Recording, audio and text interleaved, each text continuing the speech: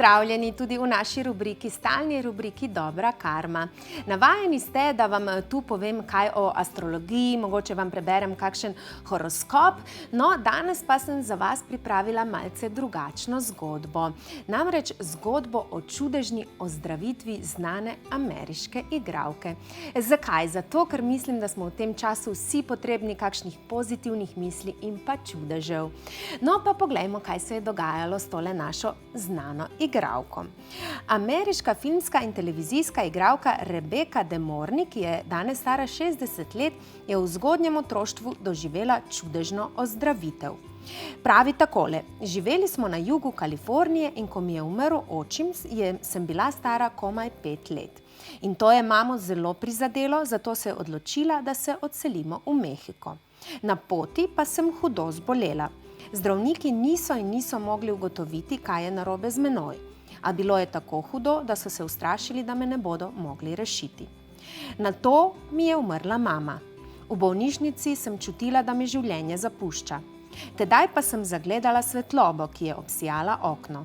Vstala sem, zunaj je močno snežilo. S 3. nadstropja sem zagledala 2 bosonogi deklici v krilcih, ki sta se igrali ob ulični svetilki ter prepevali otroško pesmico. Bili sta obsijani z močno svetlobo, videti sta bili zelo srečni. Vse skupaj pa se je pred mojimi očmi dogajalo kot v počasnem posnetku. Videla sem njuna obraza in usteca, nisem pa mogla videti njunih oči.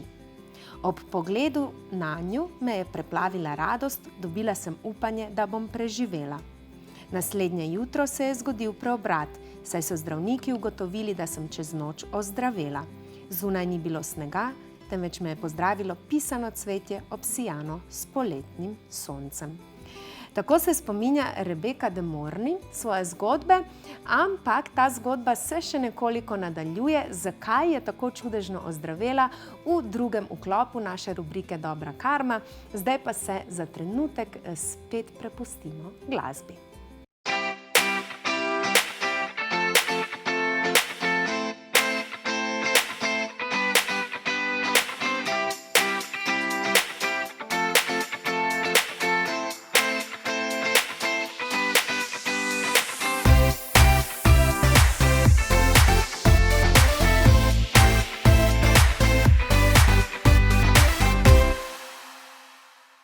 Razlagamo torej zgodbo priznane ameriške igralke Rebecce De Mornay, ki je v otroštvu doživela čudežno ozdravitev.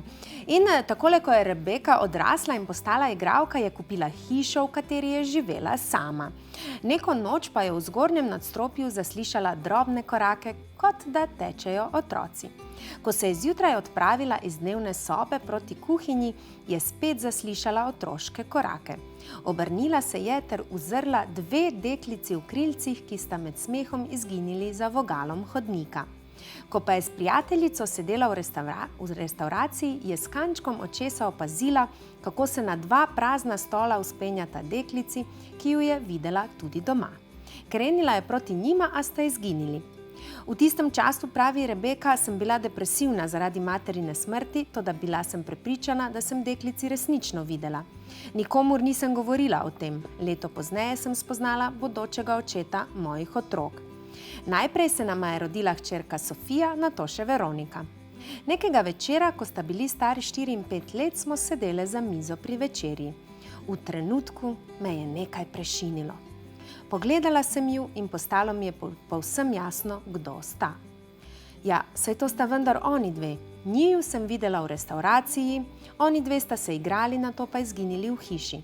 In oni 2 sta bili z menoj tisto noč, ko sem bila še otrok in sem umirala v mehiški bolnišnici. Videla sem svoja otroka, njuna sreča in radost pa sta mi rešili življenje. Naslednji dan sem jo skozi okno opazovala, kako se bosonogi in v krilcih igrata pri drevesu ter prepevata isto pesmico, ki sem jo slišala v bolnišnici.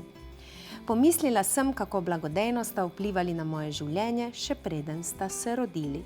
Zdaj vem, da sta duši mojih hčerk prišli k meni že precej pred rojstvom ter prinesli svetlobo v najbolj temačen trenutek mojega življenja. Tako razlaga priznana ameriška igralka, ki danes šteje 60 pomladi in tako sta jo njuni deklici rešili še preden sta se sploh rodili. Zagotovo tudi vaši otroci in vnuki pozitivno vplivajo na vas, mi pa se vsekakor zavedamo, da pozitivno vplivajo na vas v teh časih tudi lepe slovenske pesmi, zato vam zdaj tudi eno izmed teh privoščimo.